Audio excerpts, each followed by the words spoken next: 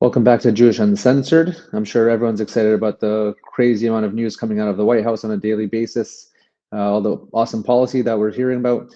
I doubt you're going to see any Palestinian protesters coming out in full Hamas headgear anytime soon. They're going to think twice before they leave that door. Today we have a video of Donald Trump, seemingly from his first presidency, on a tour of the Middle East on more religious matters, just trying to stir up some peace initiatives. We know how that ended up. And let's see what he has to say. He's a little bit younger.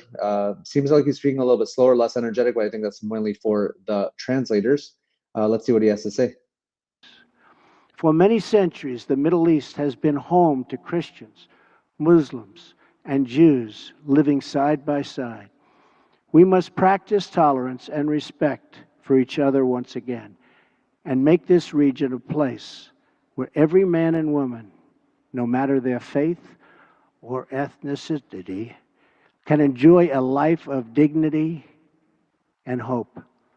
In that spirit, after concluding my residence in a fabulous place that we're at today, Riyadh, which I've gotten to know so well in so short a time, I will travel to Jerusalem and Bethlehem and then to the Vatican, visiting many of the holiest places in the three Abrahamic faiths. If these three faiths can join together in cooperation, then peace in this world is possible, including peace between Israelis and Palestinians. I will be meeting with both Israeli Prime Minister Benjamin Netanyahu and Palestinian President Abbas. Starving terrorists of their territory, of their funding, and the false allure of the craven ideology will be the basis for easily defeating them. But no discussion of stamping out this threat would be complete without mentioning the government that gives terrorists all three: safe harbor, financial backing, and the social standing needed for recruitment. It is a regime that is responsible for so much instability in that region. I am speaking, of course, of Iran. From Lebanon to Iraq to Yemen, Iran funds arms and trains terrorists, militias, and other extremist groups that spread destruction and chaos across the region. For decades, Iran has fueled the fires of sectarian conflict and terror. It is a government that speaks openly of mass murder, vowing the destruction of Israel, death to America, and ruin for many leaders and nations in this very room. Among Iran's most tragic and destabilizing interventions, you've seen it in Syria.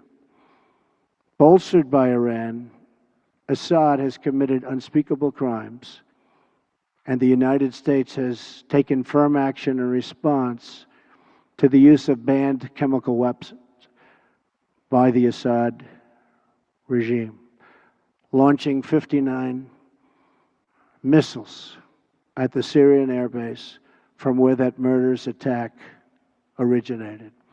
Responsible nations must work together to end the humanitarian crisis in Syria, eradicate ISIS, and restore stability to the region, and as quickly as possible. The Iranian regime's longest suffering victims are its own people.